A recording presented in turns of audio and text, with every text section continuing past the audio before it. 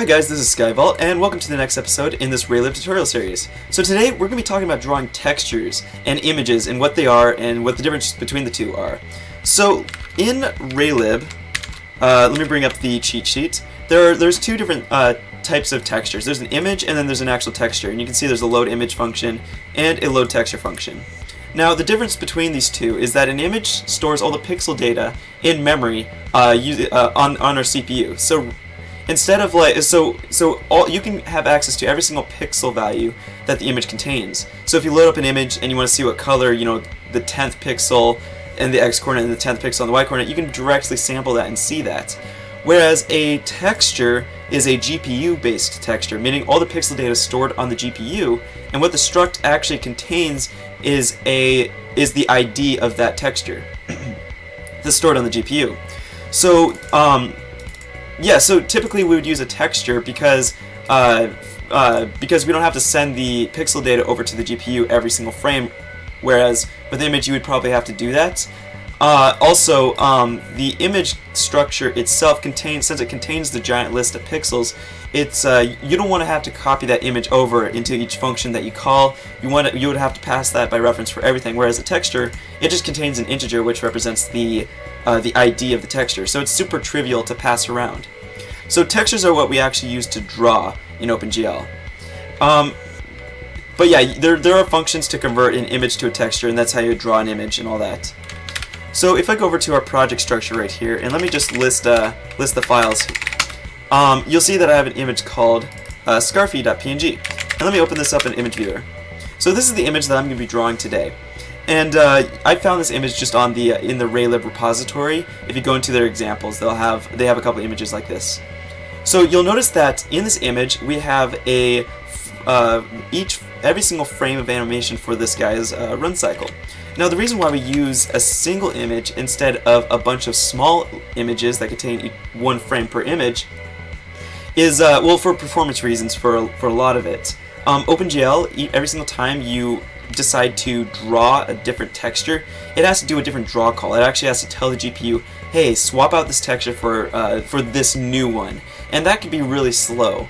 Whereas if what we do to improve the performance is put all the images, or you can separate it out into several sprite sheets, but we put it all into a single image, and we basically sample different locations on this image. So if we only want to draw this first character, we will say only draw these pixels here. Another reason why this is good practice is that, let's say we're building this game for the web. Every single image that we have for that game, we would have to make another HTTP request, which is very slow and adds to a bunch of load times. There's several other reasons. For instance, our graphics card can only store so many textures, so it's usually more efficient to have it in a big, just a big texture. So let's actually draw this image right here using Raylib. So first off, we have to load it. So I'm going to create an object right here. And since our image is named Scarfy, I'm gonna make the object name Scarfy, and the function is load texture. All right, and in here it takes a string, and the string basically represents the path to the texture. So I have it stored in the assets folder over here. So I'm gonna go assets and then scarfy.png, just like that. So now that we loaded the texture, the way to draw it is we call the draw texture function. The first parameter is our Scarfy, is our texture that we want to draw.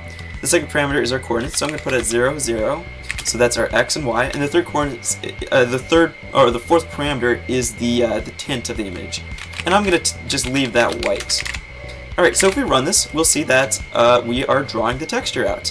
Now let me actually, for the sake of, just to show you how it works, let me try tinting this image green. And if I run it, you'll see that the image is tinted green, just like we expected.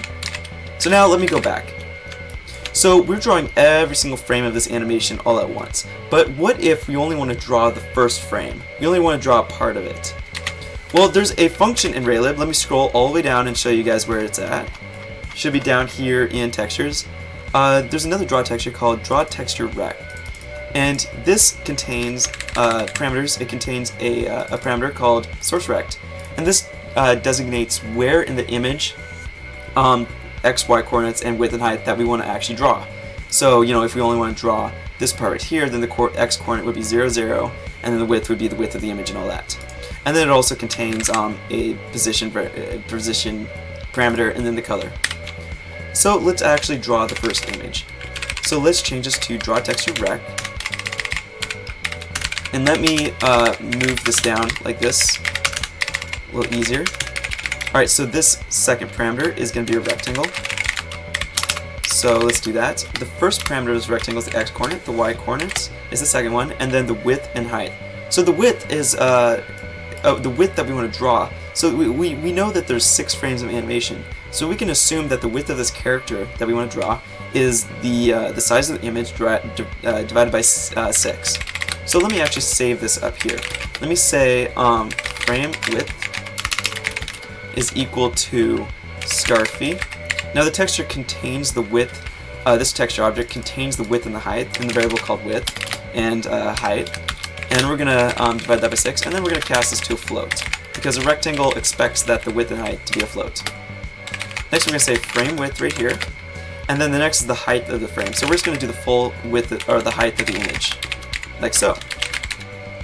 The next parameter down here is the position, and this expects a vector too. So we're just going to put it at 0, 0.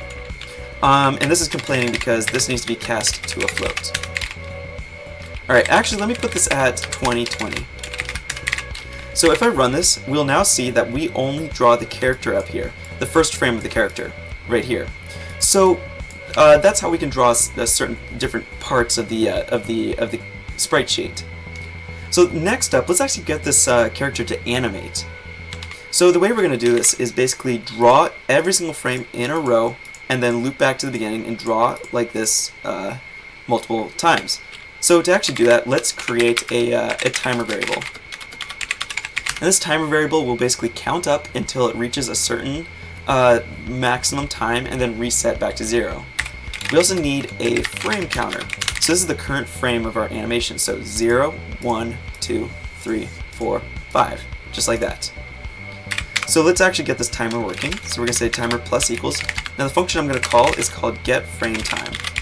And what getFrameTime is it's a function that basically returns the amount of time it takes to render a single frame. And this is very important for timing purposes, because you know, if it's at 60 frames per second, then this is going to be 60 divided by 1,000 or something like that. So this helps us actually calculate time correctly. So let's check if the timer is greater than or equal to 0.2, which is roughly a quarter of a second. If it is, then we want to make sure we reset our timer to 0, and we want to add 1 to our frame. So now our frames are going to count up every quarter of a second. Now one thing that we have to be careful about though is that there's 5 frames of animation, so we want our frame to clamp to from 0 to 5. We want it to go back to 0. Now the way I'm going to do this is I'm actually going to calculate how many frames are in this sprite sheet, how many frames of animation. So I'm going to name this max frames. I'm going to set it equal to scarfy.width, so the total width of the image, divided by the frame width. Alright, and that will return, and we have to, let's actually clamp this, let's cast this to an integer, so we do integer division, and this whole thing should be an integer. It should be by default, but yeah. And then what we want to do down here is we want to say frame is equal to frame, and to actually get it to loop back to 0 and then count back up to 5 and then loop back to 0, we're going to use the modulo operator. So how the modulo operator works is it takes the first parameter, which is frame, and divides it by the second parameter, which is max frames, and then returns the remainder. So what this is going to do is it's going to count all the way up to 5 and then go back down. So it basically clamps the frame value to max frames minus 1. So now that we do that, let's render, or let's include our IO stream, the IO stream standard library file, and then let's actually write out the frame, and we'll see it actually count up to 5 and then go back to 0. So we see it go all the way up to 5, and then go back to 0, all the way up to 5, and then go back to 0. So now let's actually use that to animate the character. So to do that, all we have to do is add to the x-coordinate. right here in this rectangle. So I'm going to do frame width, and then we have to multiply that by the current frame. So if this is 0, then frame width divided by frame would be 0, which means it'll start at the first frame. If it's 1, then it'll be the frame width times 1, which will just be the frame width, which will be right here. And then, it'll just go on and on and on until the very last frame, and then loop back to 0. So if we run this, we will see a nice animated character right there. So, like I said, or I don't know if I said this or not, but there's a couple other functions. For instance, Draw Texture Pro, where it contains, a destination rectangle, and then the origin, and then rotation, and stuff like that. And I'll let you guys play around with those yourself. But yeah, those are the basic functions for drawing and loading textures. Later on, when we get to advanced drawing, we'll play around with a lot of these other functions right here, including image MIPS, and I'll explain what that is for. That's for like 3D rendering and stuff like that. Oh, I actually didn't realize there's a dither function. That's kind of cool. But yeah, there's a lot of really cool functions right here that we can use to do some cool stuff. But yeah, I hope you guys enjoyed this episode. If you have any questions, leave them in the comments below. I'll try my best to answer them. And yeah, I'll see you in the next episode.